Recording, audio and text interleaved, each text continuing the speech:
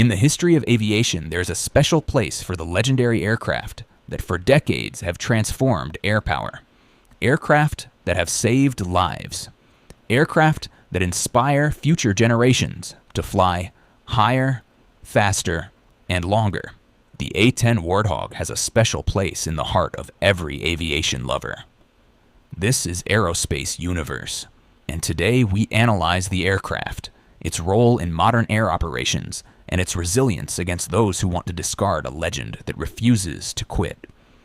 Most aircraft are built around their engines, some around their radar systems. The A-10 Warthog was built around a gun, not a gun as an afterthought, not a gun as one of several weapons options. The entire airframe, every design decision, every engineering trade-off was made to carry, support, and survive the firing of one weapon. The GAU-8 Avenger, a 7-barrel rotary cannon that fires 30mm rounds at 3,900 rounds per minute. The sound it makes has become legendary. One burst, 1 to 2 seconds, and 65 armor-piercing rounds are already on target. The GAU-8 Avenger is not a weapon installed in an aircraft. It is the aircraft. The gun sits on the center line of the fuselage, directly on the aircraft's axis, so that the recoil from firing does not push the nose left or right, because the recoil force is so extreme, 44.5 kilonewtons, it effectively cuts the aircraft's thrust in half for the duration of the burst. The engineers solved this not by reducing the gun's power, but by keeping bursts short, 1 to 2 seconds, maximum effect, minimum disruption. The gun itself is nearly 19 feet long and weighs 4,000 pounds, roughly the size and weight of a Volkswagen Beetle. It carries 1,150 rounds in a drum that feeds the 7 rotating barrels through a linkless system, meaning the spent casings are pulled back into the drum after firing, so they do not damage the aircraft. Every detail, every single detail, was engineered around keeping this gun operational under the most extreme battlefield conditions imaginable. But a gun that powerful creates problems. In 1978, the Air Force nearly lost an early A-10 prototype when exhaust gas from the cannon ignited and starved both engines of oxygen. The solution required redesigning the propellant mixture, adding a gas scoop under the barrels, and wiring the ignition system to continuously refire while the trigger was pulled, so that if an engine flamed out from gun exhaust, it would immediately relight itself. Every problem the gun created, the engineers solved, not by limiting the gun, by building the aircraft around it. And then there is what protects the pilot flying this machine into the most dangerous airspace on Earth. The A-10 pilot sits inside a titanium bathtub. Roughly 1,200 pounds of titanium armor surrounds the cockpit, capable of absorbing direct hits from armor-piercing rounds up to 23 millimeters. The canopy is ballistic glass. The fuel tanks are self-sealing with foam to prevent explosion. The engines are mounted high and separated, so a single hit cannot take out both simultaneously. The flight control system runs on dual independent hydraulics. If one hydraulic line is severed, the other keeps full control. If both are lost, the pilot switches to manual cable backup. It is difficult, but it is enough to fly home or reach safe airspace to eject. The landing gear does not even fully retract, by design. If the hydraulics fail completely and the gear cannot extend, the A-10 can land wheels up with only moderate damage to the airframe. This aircraft was not designed to avoid being hit. It was designed to survive being hit and keep flying. Not fast, not stealthy, devastatingly effective. But the aircraft is only half the story. What it does when it gets there. That is where the legend was born. When soldiers are pinned down, taking fire, with no way out, there is one sound that changes everything.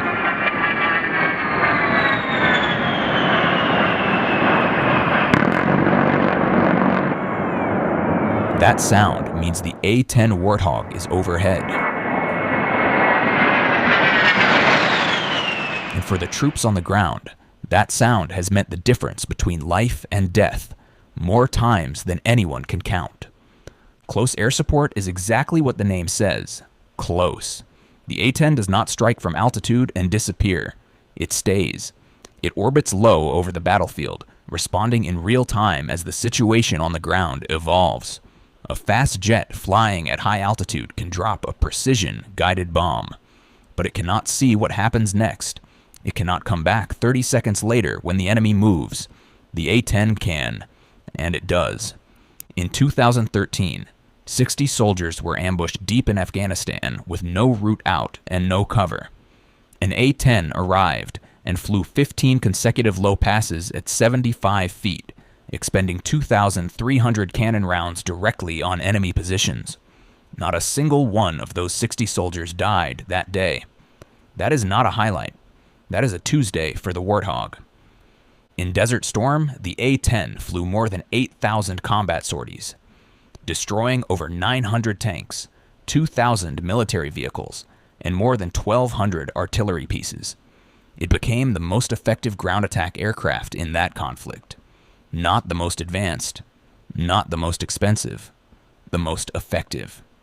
The A-10 carries 11 hardpoints, Maverick missiles for armored vehicles, rockets, precision-guided bombs, and of course the GAU-8 Avenger for everything else. It can take off with a maximum weapons load from a short, unprepared runway, loiter over the target area for hours, and return to base with battle damage that would have downed any other aircraft in the inventory.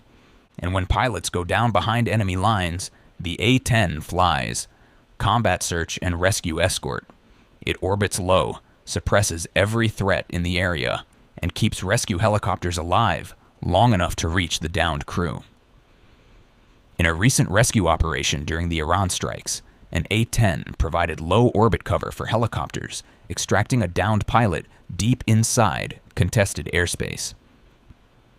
Army commanders have said it directly. When soldiers are asked which aircraft they trust most when lives are on the line, the answer is always the same. The A-10 Warthog. It is not the fastest aircraft in the sky. It is not the stealthiest. It is simply the one that shows up, stays, and brings everyone home.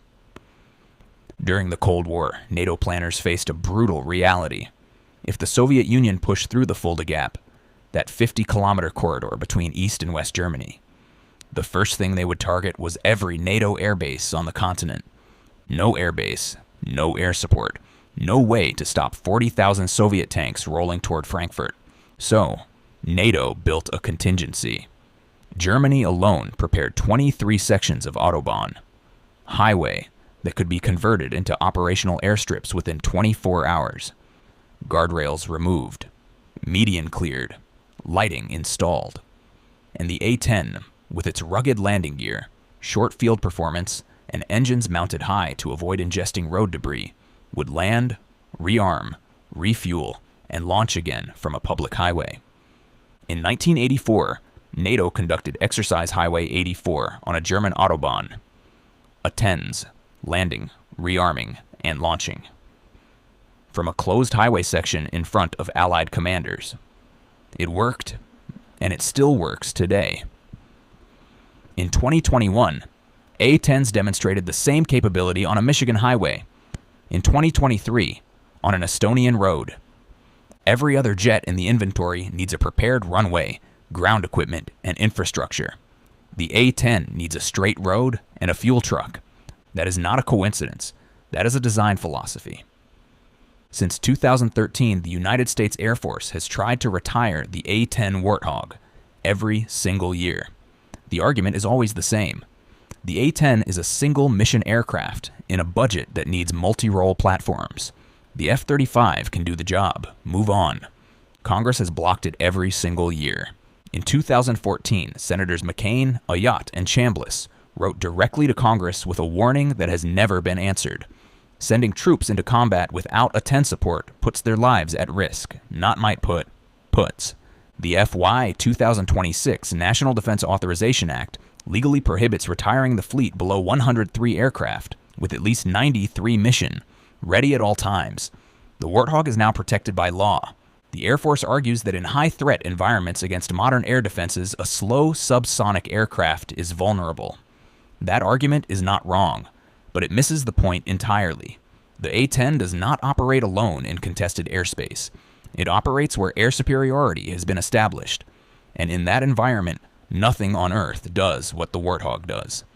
In 2003, Captain Kim Campbell flew her A-10 home over Baghdad with over 300 holes in the airframe, one engine destroyed and all hydraulics gone, on full manual control. She landed safely. The Air Force has been trying to kill this aircraft for over a decade. The aircraft keeps proving them wrong. In the history of aviation, there is a special place in the heart of every aviation lover for the A-10 Warthog. Not because it is the fastest, not because it is the most advanced, but because when it matters most, when soldiers are on the ground taking fire with nowhere to go, the Warthog shows up. Every time. Here at Aerospace Universe, we want to hear from you. What aircraft do you want us to analyze next? Drop it in the comments below. We read every single one, and your suggestions shape what this channel covers. If you want more deep dives like this one, subscribe and hit the bell so you never miss an episode. This is Aerospace Universe. Safe skies.